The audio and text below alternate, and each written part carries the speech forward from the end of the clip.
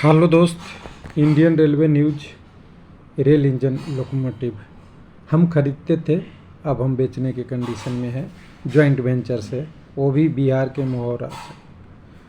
South Africa के लिए जाने वाला है। गुड न्यूज है। ES43 ये CMI मॉडल का है बात। हालांकि ये नैरो गेज है और अफ्रीका में ये इफेक्टिव इसलिए है कि वहाँ पे इक्वेटर पे टेम्परेचर बहुत ज़्यादा रहता है। उसके लिए अलग कंडीशन से बनाया गया है। हाई टेम्परेचर में काम करने के लिए, हाई डस्ट में काम करने के लिए लोकोमोटिव, जो कह सकते हैं कि भारत में बिहार से बन के पहुँचने वाला है अफ्रीका। तो चलिए इसके बारे में कुछ डिटेल बात करेंगे। कम से कम इससे पहले दो लोकोमोटिव 2013 में रेल कारखाना कह सकते हैं बनाने का भारत में बात हुआ था। खास करके बिहार की बात कर रहे हैं। एक मधेपुरा, दूसरा महुआ। तो दोनों का फंक्शन शुरू हो गया है। हालांकि महुआ वाला आपका डीजल इलेक्ट्रिक है और मधेपुरा वाला इलेक्ट्रिकल वाला है, जो मालगाड़ी के लिए, इंडियन के लिए डबल इंजन वाला का आपका मेगा ट्रेन के लिए एक्सपोर्ट कर रहा है। एक्सपोर्ट नहीं, बनाया जा रहा है जॉइंट वेंचर से। हालांकि इसके मेड इन इंडिया का टैग है इसमें। भारत सरकार का प्रेस रिलीज हो गया है कि 2025 में हम इंडियन रेलवे का बेबटेक ज्वाइंट वेंचर के द्वारा एक्सपोर्ट करने के कंडीशन में पहुंच गए हैं। लोकोमोटिव सीरीज, जिसका नाम दिया गया है, नाम तो आपको पता ही है, ES43 ACMI, जिसका बिहार में सारण जिले के छपरा से 18 किलोमीटर दूर मोहरा में किया जा रहा है। तो चलिए, एक गुड न्यूज़ है जिसमें इंजन की कैपेसिटी 4500 तो इसको कन्वर्ट करेंगे आपका किलोवाट में, तो ये होगा 3356 के आसपास, क्योंकि 1000 को 745 कुछ ऐसा HP से रिलेशन करके कैलकुलेट करके आप करेंगे तो यही आएगा 1356 का।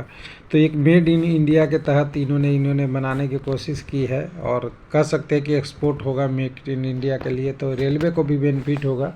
हालांकि इस पर अगर रोज़गार से जोड़ा जाए तो रोज़गार में भी इसमें बढ़ोतरी होनी थी। और कई सारे क्या हो गया, बेबटेक के साथ जॉइंट वेंचर के कारण से कई जगहों पे रोज़गार में उतनी वैकेंसी नहीं आई। आपने 2024 का देखा होगा, उसके बारे में होगा। करीब 650 लोकोमोटिव की बात किया जा रहा है, जो रेलवे इसको अभी मैन्युफैक्चरिंग के लिए ये प्लांट में अभी टारगेट दिया है। वर्ल्ड क्लास ग्लोबल बहुत सारा मैन्युफैक्चरिंग सप्लाई लोकल हैज भी अक्रॉस ऑफ इंडिया में भी होगा और जगहों पे होगा। हालांकि आप जानते हैं कि इंडिया में नैरो गेज नहीं है, तो गेज बदलनी पड़ेगी। बहुत सारी चीज़ें हैं उसके, आपके बहुत सारी चीज़ें होगा। इसमें काम के लिए 600 पीपल की बात किया जा रहा है और बाकी बहुत सारे एम्प्लॉयमेंट की बात है। लेकिन अगर यहाँ पे देखेंगे, इसी का दूसरा पहलू में हम देखेंगे तो बेबटेक के बारे में देखेंगे तो इस इंजन के बारे में बोल रहा है कि सारा चीज़ें का डिटेल एक एक करके देखेंगे। तो यहाँ पे देखेंगे क्या क्या इसकी बेनिफिट है। High reliability, excel power, high temperature operation, best in dual engine, और सबसे बड़ी चीज़ है कि दोनों कैब, जो ड्राइवर ALP, भारत में तो असिस्टेंट लोको पायलट और लोको पायलट बोलते हैं, दोनों एक साथ ही एक ही कैब में ऑक्युपाई होते हैं। उनके लिए एयर कंडीशनिंग कैब की व्यवस्था की गई है। डीजल इंजन है, जिसकी और सारी डिटेल यहाँ से मिलेगी आपको इस इंजन के बारे में। 6 एक्सल पे पावर होगा जो इंजन का है। उसके बाद वेट एक्सल 22 टन का है और टोटल एक्सल 123 टन का हो जाएगा। उसके बाद AC के बारे में बात करेंगे तो ट्रैक गेज देखिएगा 1676 mm है, जो नैरो गेज है। 1676 गेज, एक minute, ability axle traction control maximum holding सब्सटेंट 1676 आपको तो ब्रॉड गेज में आ गया।